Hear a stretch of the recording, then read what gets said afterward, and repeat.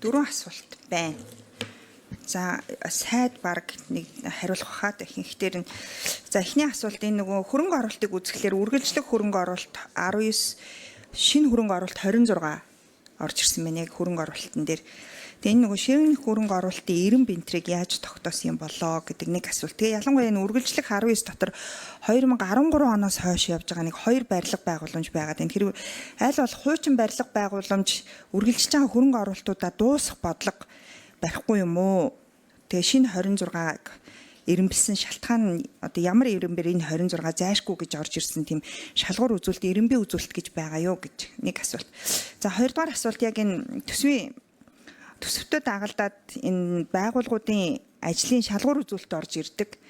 За манай хууль зүйн салбарын шалгуур үзүүлэлт яг үүндээ бусад салбарын шалгуур үзүүлэлтээс хамгийн муу байсан манай хууль зүйн шалгуур үзүүлэлт хууль зүйн салбарын бид нар ерөөсөө ажлынхаа үзүүлэлтээ ерөөсөө шалгуур үзүүлэлтээ зөв тогтоож ерөөсөө чаддгүй юм байна.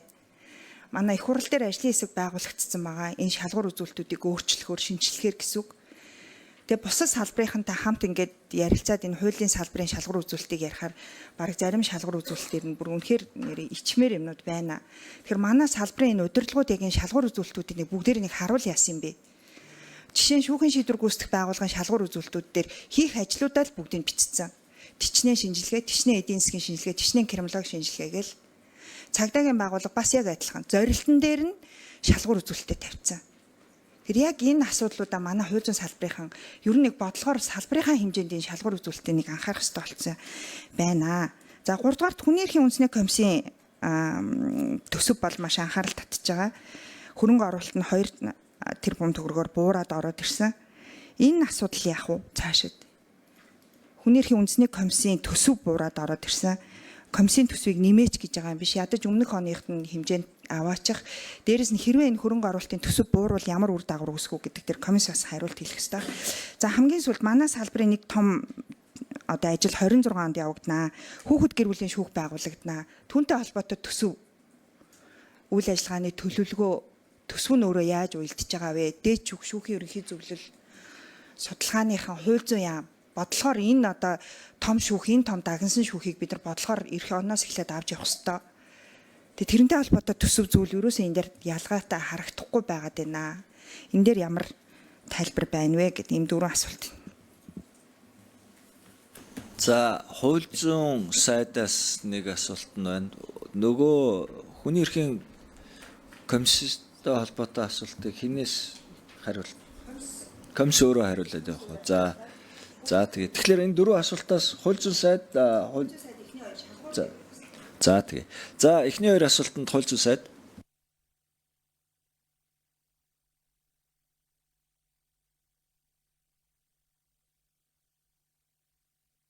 Мөнхбаатар сайдын микрофоныг өгье. За. За баасан чиглэл гишүүний асуултанд хариулъя. За хөрөнгө оруулалтын хувьд бол эх онд он дамжин шилжих барилга одоо 9 байгаа. Энэ арга хэмжээнд бол 13.7 тэрбум төгрөг байгаа. За шинээр эхлэх барилга байгууламжийн 12 төсөл байгаа. За энд 27.7 тэрбум төгрөгийн одоо ажил байна. За их засварт одоо нэг буюу одоо хил хамгаалах хэргийн газар дээр байгаа 2 тэрбум 550 сая төгрөгийн асуудал байна. За ингээд манай хөрөнгө оруулалтуудын хувьд бол ийм байгаа. За эндээс шилжих барилгуудыг бол аль болохоор одоо дуусгахын бодлогыг бол барьж байгаа. За одоо энэ шилжих энэ барилгууд бол жагсаалтаа нь бол одоо гишүүн бол танилцсан байж байгаа. За энд нийтдээ одоо нэр дурдгдсан 13.7 тэрбум төгрөгийн санхүүжилтээр асуудлуудад үргэлжлээд явах юм байна. За шинээр одоо тусгагдсан хөрөнгө оруулалтыг хэрхэн яаж өрнөмбөлж байгаа вэ гэж асууж байна. За мэдээж одоо зураг төсөвтэй сангийн яамнаас тавьж байгаа шаардлагууд, PIMS гэдэг програмд одоо тавигдж байгаа шаардлагууд, за мөн одоо шивгдээд орон нутгаас саналууд ирээд за тодорхой эренбийг бол байгууллагаар нь одоо өөрсдөр нь мэдээж одоо эренбүүлж байна. За тэр тодорхой шаардлага үндэслэлийг нь авч үзээд хууль зүйн яам сангийн яамд одоо хянуулан энэхүү одоо эренбийг бол тогтоож байгаа.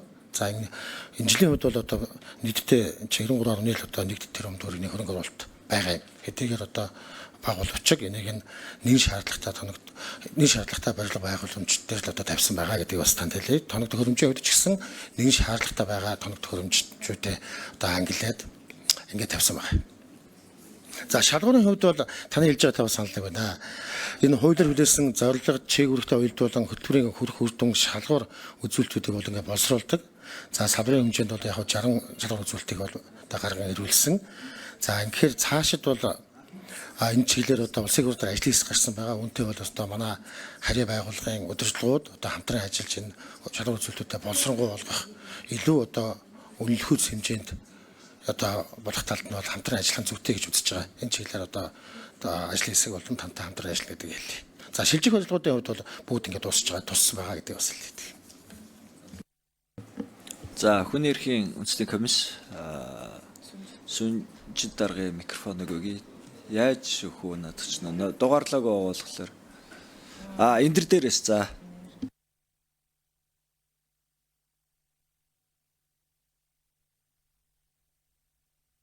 Мянган орны дарга гишүүдийн энэ өдрийн амгалан айлтгая. Хүний эрхийн үндэсний комиссийн урсгал зардлын төсөв 12.1 тэрбумаар нь 2025 онд батлагдсан байсан юм а. Тэгээд үүнээс одоо өргөн барьсан 26 оны төсвийн төсөөлөлд болохоор төлөвөнд эндээс 2.6 тэрбум хасагдсан байгаа. Тэгээд урсгал зардлаас ингэж хасагдахаар нэгдүгээр судалгаа дүн шинжилгээ хийх, бусдаар гүйцэтгүүлэх ажил, сургалт нөлөөллийн ажил гэдэг дээр 1 тэрбумын зардал хасагдаж байгаа юм дүр зураг байна. Тэгэхээр томилтын зардлаас бас 300 сая орчим хасагдаж байгаа. Ийд тоогчлолд байрны түрээсийн зардал гэдэг өглөг үүсгээр ийм нөхцөл байдал үүсэж байна. Хүний эрхийн үндэсний комисс 7 хуулиар хүлээсэн 20 төрлийн чиг үүрэг байдаг. Тэгээ хэрвээ урсгал зардлаас ийм 2.6-г хасах юм бол 2025 оныхоос бууруул 3 төрлийн чиг үүрэгт нь бүрийн хэмжээнд хийж чадахгүй доголдол үүсгэр байна гэдэг ийм байгаа болохыг танилцуулъя. 27.1 тэрбумын хөрөн оруулалтын зардлыг хуульцсан мянган оройгоор дэмжиж баталсан энэ зардал бас бүрэн хасагдсан байгаа. Тэгэхээр энэ урсгал зардлыг бол өмнөх буюу 2025 оны батлагдсан төсвөөс за гүцээгээд хариулъя 1 минут өгье. 25 оны төсвөөс бууруулахгүй байж үйл ажиллагааг хэвийн гүйцэтгэнэ гэдэг энэ онцлогийг бас харгалзаж үзээсэй гэж хүсэж байна. Энэ хянан шалгалтын хүрээнд томилтын зардал гэж байгаа юм л да. Томилтын зардал дээр бид нар бол яг тодорхой зарим хүний эрхийн зөрчил дээр газар дээр нь ажиллах шаардлага гардаг. Тэгэхээр энэ хянал шалгалтыг хийх зохион байгуулах зардал үүний цаанаас урцсан явж байгаа. Ингээд энэ бүхнийг та бүхнийг хуульцсан мянган орны гишүүдээс харгалзаж үзэж шийдээсэй гэж хүсэж байна. Баярлалаа. За тэгээ пассажир гишүүнд микрофоныг өгье.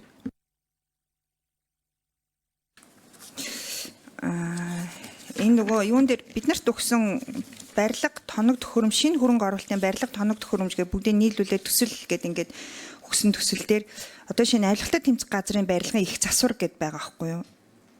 Тэгэхээр эднийг л би дандаа ингээд шинэ гэдээ орж ирэхээр нь гайхаад асуугаад байгаа байхгүй юу.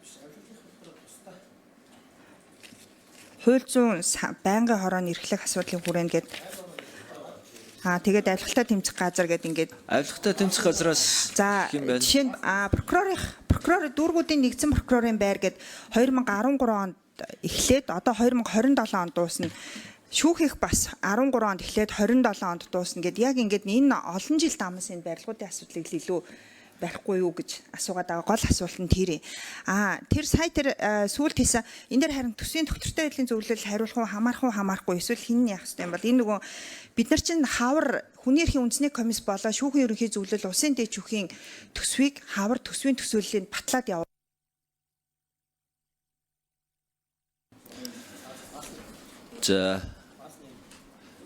За бас нэм дарга тэгвэл сая танаатай холбогдсон асуулт энэ их засварын тэгээ урд ер нь ингээ хийгдчихсэн тэр ажлуудаа хийгээд явахгүй мó ягаад ямар шинэ ажлууд оруулаад ирсэн байгаа юм бэ гэдэг асуулт явж байна.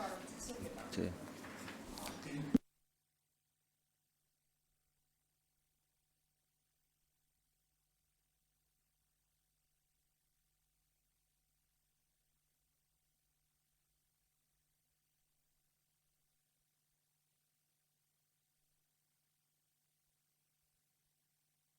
Атаха.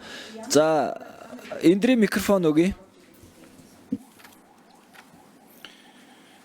Байна.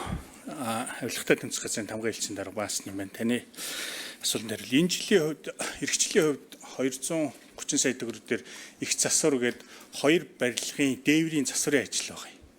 Тэр НАБ 2 объектын. Тэр нэг нь бол үндсэндээ 64 онд ашиглалтанд орсон барилга, нөгөөх нь бас олон нийтийн төвгээд стратеги судалгааны хүрээлэн байсан. Энэ хоёрын дээврийн засварын ажлыг сүүлийн 5-8 жил ер нь засвар ороогүй. Тэгээд өнгөрсөн жилийн бороонд нэлийн дээврээс ус гоожоод засвар хийх зайлшгүй шаардлагатай байгаа юм. Тэгээд эх жилийн төсөв дээр энэ засварын ажил тавигдсан байна. Дээврийн засварын ажил. За хариулт прокурорын тэрийг мөнгө цэцэг дараах хариулах хүүхдийн асуудал эрхэлсэн нөгөө шүүхийн асуудал дараа жил бид нар чинь байгуулна гэдээ явж байгаа шүү дээ. За энэ дээрээс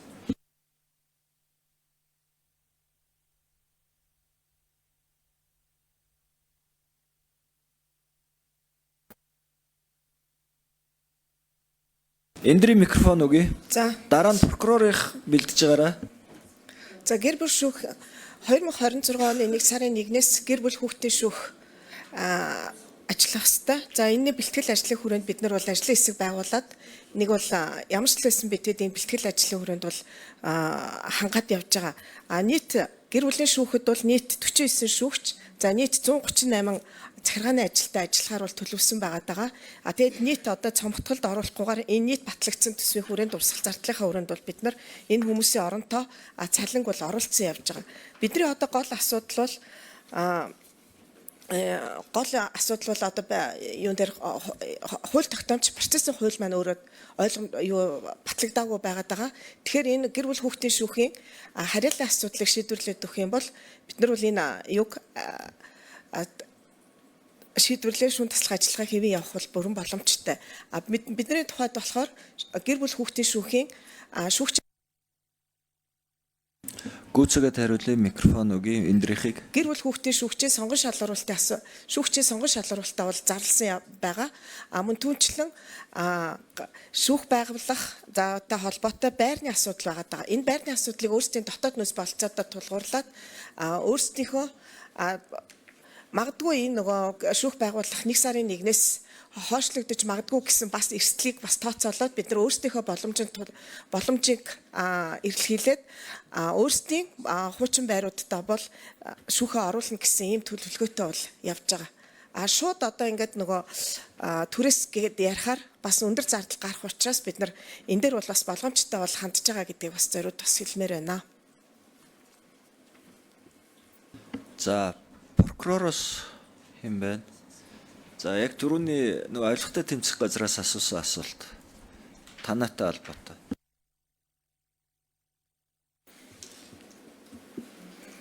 За та бүхний өдөр мэндийг ирье. Улсын ерөнхий прокурорын газрын хэрэглэх газрын дарга Ганслан байна. За гишүүний асуултанд хариулъя. За прокурорын байгууллага дээр 2013 оноос хойш удаашрсан дүүргүүдийн нэгдсэн барилга гэсэн нэг барилга явж байгаа. Энэ 13 оноос хойш ингээ үргэлжлэн явж байгаа барилга юм байна. За энэ барилга дээр 2026 оны төсөв дээр 15 тэрбум төгрөгийн өртөг төсөв суулгахаар санал өгсөн. Энэ маань бол одоо дэмжигдээд явж байгаа. Гэтэ ингээд 13 оноос хойш ингээ маш удаашраад барилгаж явагдаж байгаа маань өөрөө төсөв төртгүүд нь өсөөд удаашраад маш хэцүү байдалд ордог учраас энийг одоо нэг нийтдээ 40-50 орчим тэрбум төгрөгийн төсөв төртгөтэй барилга байгаа. Инхээр ингээд жил болгон инхээр бас л удаашраад байгаа учраас шүүгтэрч прокурорч явж байгаа энэ барилгуудыг төсөв төртгийг өшөө нэмэгдүүлж хурдан хугацаанд ашиглалтанд оруулах зайлшгүй шаардлагатай гэсэн ийм байр суурьтай байгаа. 13 оноос хойш үргэлжилж байгаа барилга байгаа. За прокурорын байгууллагын хэмжээнд гэхэд микрофон гүйцэгээд хариулъя. 1940 онд ашиглалтанд орсон байртай ингээ явж байгаа. Сүхбаатар дүүргийн прокурорын газар огт байр байхгүй, сургууль судалгааны хөрөөлөнгийнхэн байранд үйл ажиллагаа явуулж байдаг. Энэ мэтлэнгээр ингээ прокурорын байгууллагын хэмжээнд бас хэдийгээр одоо байр савны асуудлууд шийдэгдэж байгаа боловч бас бүрэн гүйцэж чадахгүй ийм төвөгтэй нөхцөл байдал зөндөө байна. За чуулганы эхний асуудал дээр ч гэсэндээ прокурорын байгууллага дээр эхний уралдаан дээр баахан барилга барьж яах гэсэн асуудлууд яригдж байсан. Тэгэхээр бид хүн албан үүргэн одоо үйл ажиллагаагаа явуулахын тулд зайлшгүй барихаас өөр юм одоо прокурорын орох одоо байргүйгээр ийм прокурорын газар хүртэл нийслэл үйл ажиллагаа явуулж байгаа ийм нөхцөл байдлууд байгаа гэдгийг хэлье. Тэгэхээр энэ дүүргүүдийн нэгдсэн прокурорын барилга бол 13 оноос хойш 12 3 жил ингээ үргэлжилж байгаа ийм барилга байгаа учраас энийг хурдан хугацаанд ашиглалтанд оруулах төсөв төртгийг нэмэлт тавиад хурдан хугацаанд ашиглалтанд оруулах тал дээр бас анхаарч өгнө гэж та бүхнээс хүсэж байна.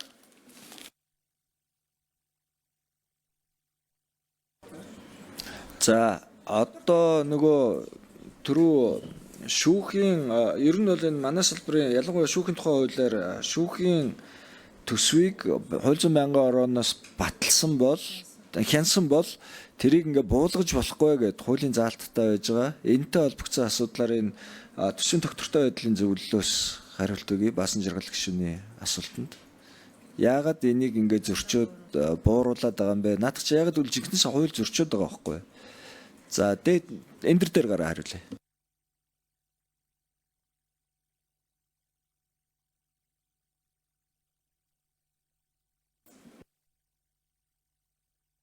Байдлын зөвлөлийн гишүүн. За бид нар 3 дугаар сарын хуулиар 3 дугаар сарын 15-нд 2026 оны төсвийн хүрээний мэдээллийн төсөл за 2027 2028 оны төсвийн төсөөллийг боловсруулж гаргадаг. Гэхдээ энэ дээр бол үндсэндээ нөгөө 9 үзүүлэлтээр тэр дотроо нөгөө төсвийн урсгал зарлага, урсгал тэнцэл гэдэг ч юм уу макро үндсэн үзүүлэлтүүдээр бид нар тооцоо хийж явдаг. Тэр хязгаарынх нь хүрээнд буюу макро эдийн засгийн өсөлт, инфляцийн түвшин гэдэг ч юм уу энэ байдлаар нь бид нар явдаг болохоос биш одоо яг ингээд төсвийн ерөнхийлөлтөнд захирч бүрийнх нь төсвийн одоо урсгал зардал хөрөнгө оруулалтын зардал яг ийм байдлаар байх ёстой гэсэн тийм тооцоол бол бид нар гаргадаг. Тэр өрөөндөө бид нар зөвхөн эдийн засгийн макро эдийн засгийн үндсэн үзүүлэлтийн төсөөллийг гаргаж эдийн засгийн хөгжлийн яам за сангийн яамд хүргэдэг ийм хуулийн залттай байна. Зүгээр яг энэ дээр нэмэлт мэдээлэл өгөхөд өнөөдөр зүгээр сангийн яамны мэдээлэл Гүцэгээд хариулъя. Энэ дэр микрофон. За сангийн яамны тооцооч мэдээлж байгаагаар бол 208 хууль тогтоомжид бол энэ төсөвтэй холбоотой заалтууд байдаг. За энэ салбар бүрийн өөрөх нь одоо төсөвтэй холбоотой амбицуудууд гарч ирдэг. Энийг бүгдийг энэ хязгаарлагдмал одоо татвар төлөгчдийн мөнгөөр бүгдийг одоо тэр хуулийн заалтуудыг хэрэгжүүлнэ гэхлээр үнэхээр бэрхшээл хүндрэл бол байгаа. Энэ дэр нэмэлт тодорхойлол бас тусгаалаад сангийн яам бол хариулах байх гэж харж байна. Инхот дарга саянта амбицууд гэж хууль зүйн байнгын ороо ямар нэгэн амбиц гаргаагүй хууль хэрэгжүүлж байгаа. Тийм учраас тэр одоо бусад байгууллагын амбиц байдсан бавууз бид энд бол хууль ярьж байгаа шүү. Та наатайгаа бодож ярина шүү. Юу сангийн яамныхан сая юунд хариулмаар байна.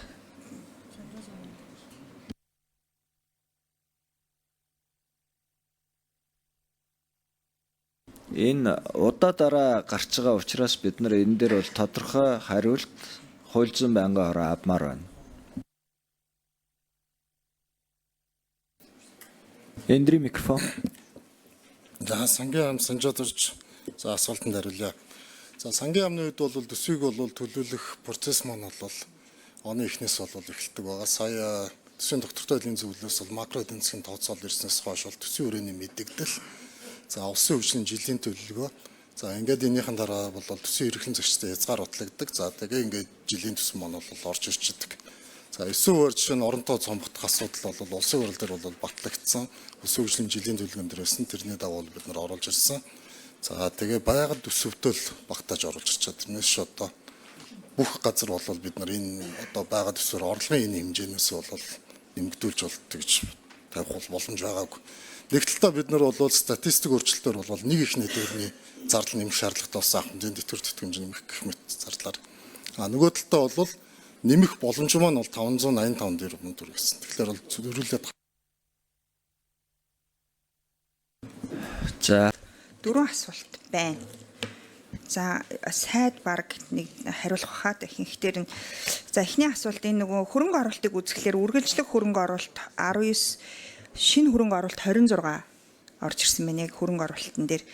Тэгээ энэ нөгөө шинэ хөрөнгө оруулалтын 90 бинтрийг яаж тогтоосон юм болоо гэдэг нэг асуулт. Тэгээ ялангуяа энэ үргэлжлэх 19 дотор 2013 оноос хойш явж байгаа нэг 2 барилга байгууламж байгаад энэ хэрэг аль бол хуучин барилга байгууламж үргэлжлэж байгаа хөрөнгө оруулалтуудаа дуусгах бодлого барихгүй юм уу? Тэгээ шинэ 26-г эренбэлсэн шалтгаан нь одоо ямар эренбэр энэ 26 зайшгүй гэж орж ирсэн тийм шалгуур үзүүлэлт эренбийн үзүүлэлт гэж байгаа юу гэж нэг асуулт. За хоёрдугаар асуулт яг энэ төсвийн төсөвтөө дагалдаад энэ байгууллагуудын ажлын шалгуур үзүүлэлт орж ирдэг. За манай хууль зүйн салбарын шалгуур үзүүлэлт яг үүндээ бусад салбарын шалгуур үзүүлэлтээс хамгийн муу байсан манай хууль зүйн шалгуур үзүүлэлт, хууль зүйн салбарын. Бид нар ерөөсөө ажлынхаа үзүүлэлтээ ерөөсөө шалгуур үзүүлэлтээ зөв тогтоож ерөөсөө чаддгүй юм байна. Манай их хурал дээр ажлын хэсэг байгуулагдсан байгаа. Энэ шалгуур үзүүлэлтүүдийг өөрчлөхөөр, шинжилгэхээр гэсэн үг. Тэгээ бусад салбарынхантай хамт ингээд ярилцаад энэ хуулийн салбарын шалгуур үзүүлэлтийг ярихаар бараг зарим шалгуур үзүүлэлтээр нь бүр үнэхээр ичмээр юмнууд байна. Тэгэхээр манай салбарын энэ удирдлагууд яг энэ шалгуур үзүүлэлтүүдийг бүгдээр нэг харуул яасан юм бэ? Жишээ нь шүүхийн шийдвэр гүйцэтгэх байгууллагын шалгуур үзүүлэлтүүд дээр хийх ажлуудаа л бүгдийг бичсэн. Тичнээ шинжилгээ, тичнээ эдийн засгийн шинжилгээ, тичнээ криминологи шинжилгээ гээл цагдаагийн байгууллага бас яг адилхан зорилтон дээр нь шалгуур үзүүлэлтээ тавьсан. Тэр яг энэ асуудлуудаа манай хууль зүйн салбарынхан ер нь нэг бодлогоор салбарынхаа хэмжээнд энэ шалгуур үзүүлэлтийг нэг анхаарах хэрэгтэй болсон байна. За 3 дугаарт хүний эрхийн үндэсний комиссийн төсөв бол маш анхаарал татж байгаа. Хөрөнгө оруулалт нь 2 тэрбум төгрөгөөр буураад ороод ирсэн. Энэ асуудал яах вэ цаашид? Хүний эрхийн үндэсний комиссийн төсөв буураад ороод ирсэн. Комиссийн төсвийг нэмээч гэж байгаа юм биш. Ядаж өмнөх оныхт нь хэмжээнд аваачих. Дээрээс нь хэрвээ энэ хөрөнгө оруулалтын төсөв буурвал ямар үр дагавар үүсэх үү гэдэг дээр комисс бас хариулт хэлэх ёстой. За хамгийн сүүлд манай салбарын нэг том одоо ажил 26 онд явагдана. Хүүхэд гэр бүлийн шүүх байгуулагдана. Түүнтэй холбоотой төсөв үйл ажиллагааны төлөвлөгөө төсөв нь өөрөө яаж уялдж байгаа вэ? Дээд шүүхийн ерөнхий зөвлөл судалгааныхан хууль зүйн яам бодлохоор энэ одоо том шүүх, энэ том дагнсан шүүхийг бид нар бодлохоор эх оноос эхлээд авч явах хэрэгтэй. Тэгээ тэрнтэй холбоотой төсөв зүйл ерөөсөө энэ дээр ялгаатай харагдахгүй байгаад байна. Энэ дээр ямар тайлбар байна вэ гэдэг ийм 4 асуулт. За хууль зүйн сайдаас нэг асуулт нь байна. Нөгөө хүний эрхийн комисстэй холбоотой асуултыг хинээс хариулт? Комисс өөрөө хариулаад явах уу? За тэгээ. Тэгэхээр энэ 4 асуултаас хууль зүйн сайд За тэгээ. За эхний 2 асуултанд хууль зүйн сайд.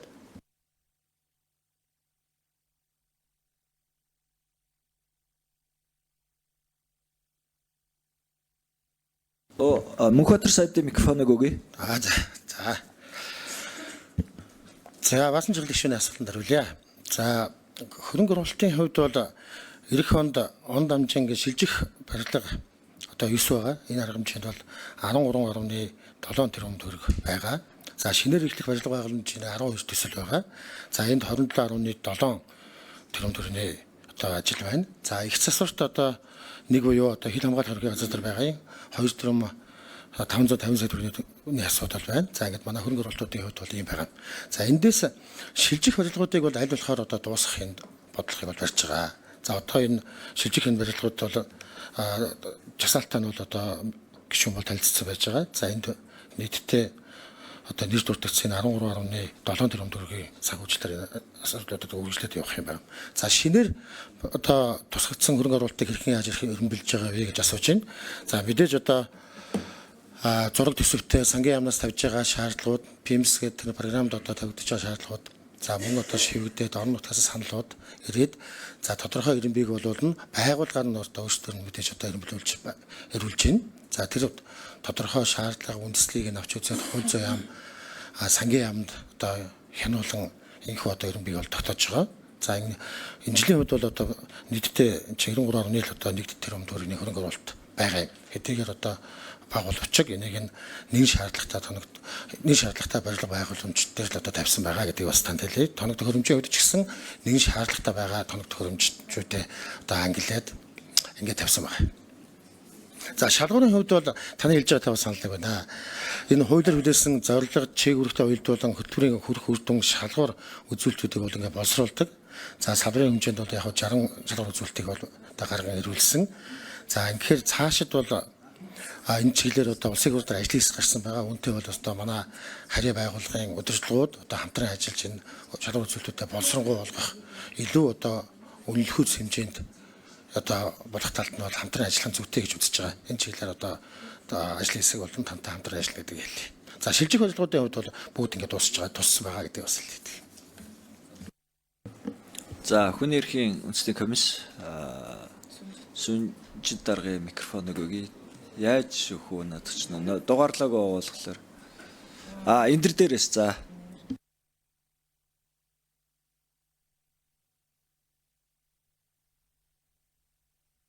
Хөлзөн Манган орооны дарга гишүүдийн энэ өдрийн амгалан айлтгая. Хүний эрхийн үндэсний комиссийн урсгал зардлын төсөв 12.1 тэрбумаар нь 2025 онд батлагдсан байсан юм а. Тэгээд үүнээс одоо өргөн барьсан 26 оны төсвийн төсөөлөлд болохоор төлөвөнд эндээс 2.6 тэрбум хасагдсан байгаа. Тэгээд урсгал зардлаас ингэж хасагдахаар нэгдүгээр судалгаа дүн шинжилгээ хийх, бусдаар гүйцэтгүүлэх ажил, сургалт нөлөөллийн ажил гэдэг дээр 1 тэрбумын зардал хасагдаж байгаа юм дүр зураг байна.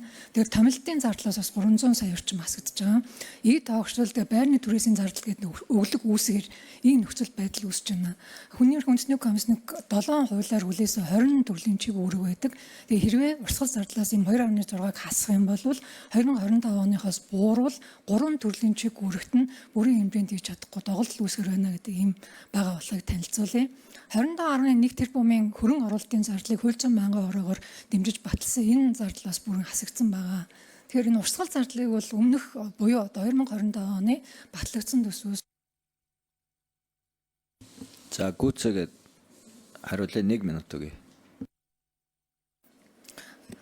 25 оны төсвөөс бууруулахгүй байж үйл ажиллагааг хэвийн гүйцэтгэнэ гэдэг энэ онцлогийг бас харгалзаж үзээсэй гэж хүсэж байна.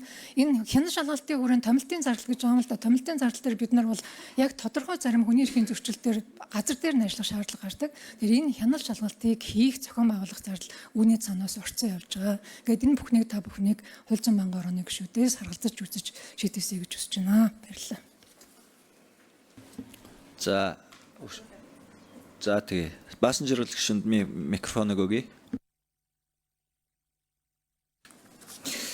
Энэ нөгөө юун дээр бид нарт өгсөн барилга тоног төхөөрөм шинэ хөрөнгө оруулалтын барилга тоног төхөөрөмж гэдэг бүгдийг нийлүүлээд төсөл гэдэг ингээд өгсөн төсөл дээр одоо шинэ авилгатай тэмцэх газрын барилгын их засвар гэдээ байгаа байхгүй юу.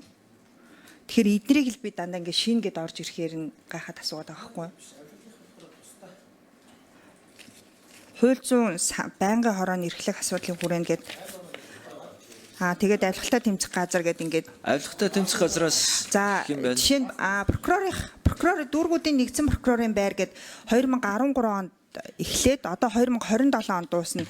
Шүүхих бас 13 онд эхлээд 27 онд дуусна гэд яг ингээд энэ олон жил дамс энэ барилгуудын асуудлыг л илүү барихгүй юу гэж асуугаад байгаа гол асуулт нь тэр. Тэр сая тэр сүүлд хийсэн энэ дээр харин төсвийн доктортой байдлын зөвлөл хариулах уу хамаарахгүй эсвэл хин яах ёстой юм бол энэ нөгөө бид нар чинь хавар хүний эрхийн үндэсний комисс болоо шүүхийн ерөнхий зөвлөл улсын дэд шүүхийн төсвийг хавар төсвийн төсөөллийг батлаад яв.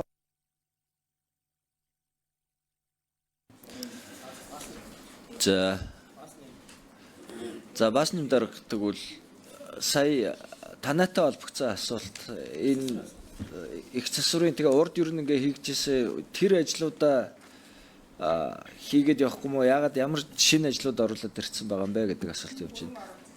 Тий.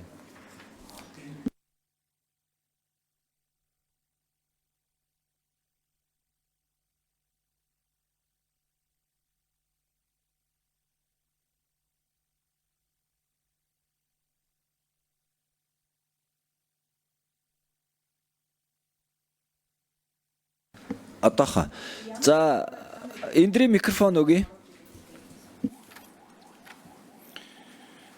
Байна. Авилгатай тэмцэх газрын тамгын элчин дарга баас нэм байна. Таны асуултанд хариул. Энэ жилийн хувьд эрхчлэлийн хувьд 230 сая төгрөгөөр их засвар гээд 2 барилгын дээврийн засварын ажил байгаа юм. Тэр НАБ 2 объектын. Тэр нэг нь бол үндсэндээ 64 онд ашиглалтанд орсон барилга. Нөгөөх нь бас олон нийтийн төвгээд стратеги судалгааны хүрээлэн байсан. Энэ хоёрын дээврийн засварын ажлыг сүүлийн 5-8 жил ер нь засвар ороогүй. Тэгээд өнгөрсөн жилийн бороонд нэлийн дээврээс ус гоожоод засвар хийх зайлшгүй шаардлагатай байгаа юм. Тэгээд эх жилийн төсөв дээр энэ засварын ажил тавигдсан байна. Дээврийн засварын ажил. За хариул прокурорын тэрийг мөнгө цэцэг дараах хариулах хүүхдийн асуудал эрхэлсэн нөгөө шүүхийн асуудал дараа жил бид нар чинь байгуулна гэдээ явж байгаа шүү дээ. За энэ дээрээс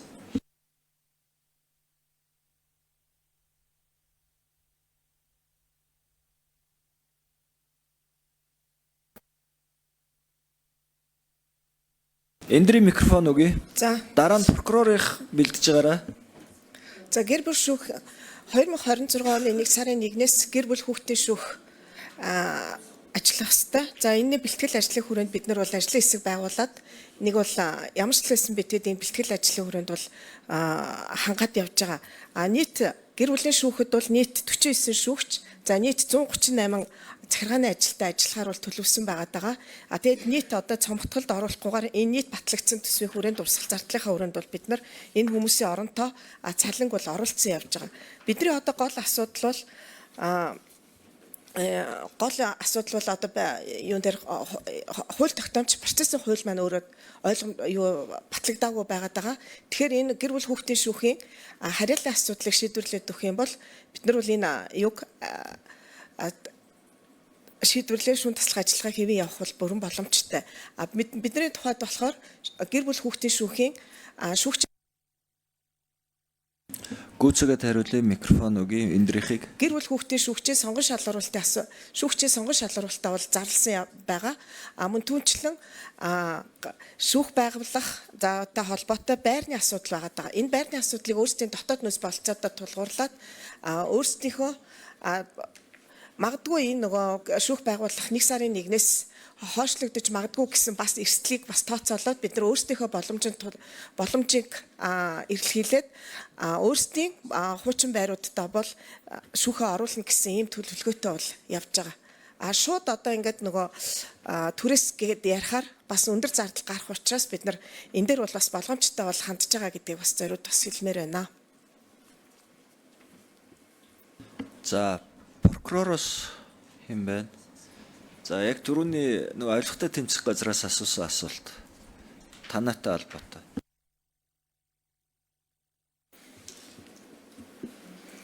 За та бүхний өдөр мэндийг ирье. Улсын ерөнхий прокурорын газрын хэрэглэх газрын дарга ганцлан байна. За гишүүний асуултанд хариулъя. За прокурорын байгууллага дээр 2013 оноос хойш удаашрсан дүүргүүдийн нэгдсэн барилга гэсэн нэг барилга явж байгаа. Энэ 13 оноос хойш ингээ үргэлжлэн явж байгаа барилга юм байна. За энэ барилга дээр 2026 оны төсөвдөр 15 тэрбум төгрөгийн өртөг төсөв суулгахаар санал өгсөн. Энэ маань бол одоо дэмжигдээд явж байгаа. Гэтэ ингээд 13 оноос хойш ингээ маш удаашраад барилгаж явагдаж байгаа маань өөрөө төсөв төртгүүд нь өсөөд удаашраад маш хэцүү байдалд ордог учраас энийг одоо нэг нийтдээ 40-50 орчим тэрбум төгрөгийн төсөв төртгөтэй барилга байгаа. Инхээр ингээд жил болгон инхээр бас л удаашраад байгаа учраас шүүгтэрч прокурорч явж байгаа энэ барилгуудыг төсөв төртгийг өшөө нэмэгдүүлж хурдан хугацаанд ашиглалтанд оруулах зайлшгүй шаардлагатай гэсэн ийм байр суурьтай байгаа. 13 оноос хойш үргэлжилж байгаа барилга байгаа. За прокурорын байгууллагын хэмжээнд гэхэд микрофон гүйцэгээд хариулъя. 1940 онд ашиглалтанд орсон байртай ингээ явж байгаа. Сүхбаатар дүүргийн прокурорын газар огт байр байхгүй, сургууль судалгааны хөрөөлөнгийнхэн байранд үйл ажиллагаа явуулж байдаг. Энэ үчлэнгээр ингээ прокурорын байгууллагын хэмжээнд бас хэдийгээр одоо байр савны асуудлууд шийдэгдэж байгаа боловч бас бүрэн гүйцэж чадахгүй ийм төвөгтэй нөхцөл байдал зөндөө байна. За шулганы эхний асуудал дээр ч гэсэндээ прокурорын байгууллага дээр эхний уралдаан дээр баахан барилга барьж яах гэсэн асуудлууд яригдж байсан.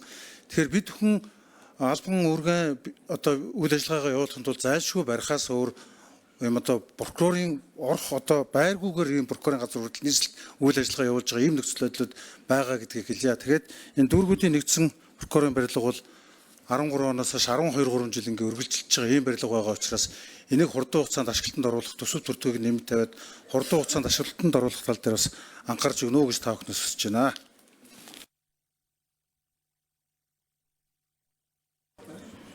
За одоо нөгөө түрүү шүүхийн ер нь бол энэ манай салбарын ялангуяа шүүхийн тухай хуулиар шүүхийн төсвийг хууль зүйн байнгын орооноос баталсан бол хянсан бол тэрийг ингээ буулгаж болохгүй гэд хуулийн заалттай байж байгаа. Энэтэй холбогдсон асуудлаар энэ төсвийн тогтвортой байдлын зөвлөлөөс хариулт өгье баасан жаргал гишүүний асуултанд. Яагаад энийг ингээ зөрчөөд бууруулад байгаа юм бэ? Наад чи яагаад үл жигнэс хууль зөрчөөд байгаа байхгүй? За энэ дээр гараа хариулъя.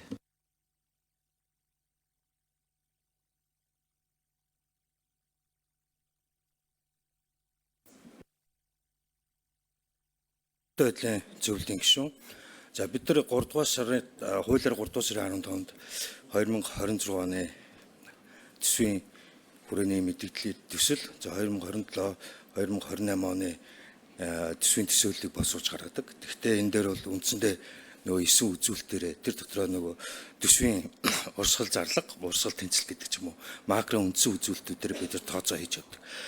Тэр хязгаарийнх нь хүрээнд буюу макро эдийн засгийн өсөлт, инфляцийн түвшин гэдэг ч юм уу энэ байдлаар нь бид нар явдаг болохоос ш одоо яг ингээд төсвийн ерөнхийлөлтөнд цагирч бүрийнхэн төсвийн одоо урсгал зардал, хөрөнгө оруулалтын зардал яг ийм байдлаар байх ёстой гэсэн тийм тооцоол бол бид нар гаргадаг. Тэр хүрээндээ бид нар зөвхөн эдийн засгийн макро эдийн засгийн үндсэн үзүүлэлтийн төсөөллийг гаргаж эдийн засгийн хөгжлийн яам за сангийн яамд хүргэлдэг ийм хуулийн залттай байна. Зүгээр яг энэ дээр нэмэлт мэдээлэл өгөхөд өнөөдөр зүгээр сангийн яамны мэдээлэл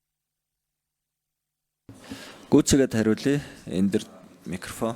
за сангийн яамны тооцоолж мэдээлж байгаагаар бол 208 хууль тогтоомжд бол энэ төсөвтэй холбоотой заалтууд байдаг. За энэ салбар бүрийн өөрөх нь одоо төсөвтэй холбоотой амбицуудууд гарч ирдэг. Энийг бүгдийг энэ хязгаарлагдмал одоо татвар төлөгчдийн мөнгөөр бүгдийг одоо тэр хуулийн заалтуудыг хэрэгжүүлнэ гэхлээр үнэхээр бэрхшээл хүндрэл бол байгаа. Энэ дэр нэмэлт тодорхойлол бас тусгаалаад сангийн яам бол хариулах байх гэж харж байна. Инхот дарга саянта амбицууд гэж хууль зүйн байнгын ороо ямар нэгэн амбиц гаргаагүй хууль хэрэгжүүлж байгаа. Тийм учраас тэр одоо бусад байгууллагын амбиц байд юм баваз. Бид энд бол хууль ярьж байгаа шүү. Та наатайгаа бодож ярина шүү. Юу сангийн яамныхан сая юунд хариулмаар байна.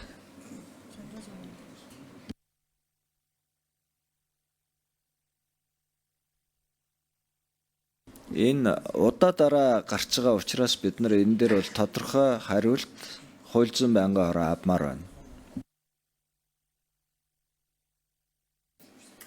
Эндри микрофон. За сангийн яам санжаадурч за асуултанд хариулъя. За сангийн яамны үед бол төсвийг бол төлөвлөх процесс маань бол оны эхнээс бол эхэлдэг байгаа. Сая төсвийн доктортой эдийн зөвлөлөөс бол макро эдийн засгийн тооцоол ирснээс хойш бол төсвийн хүрээний мэдэгдэл за улсын хөгжлийн жилийн төлөвлөгөө за ингээд энийхэн дараа бол төсвийн эрхлэн зэгчтэй хязгаар батлагддаг. За тэгээ ингээд жилийн төсөв маань бол орж ирчдэг. За 9 өөр жишээ нь оронтой цомгдох асуудал бол улсын хурал дээр бол батлагдсан. Улсын хөгжлийн жилийн төлөвлөгөөнд дээрсэн тэрний дагуу бид нар оруулж ирсэн. За тэгээ байгаль төсөвтөл багтааж оруулж ирчээ. Тэрнээс ш одоо бүх газар бол бид нар энэ одоо байгаль төсвөр орлогын энэ хэмжээнээс бол нэмэгдүүлж болдог гэж тавих боломж байгаагүй.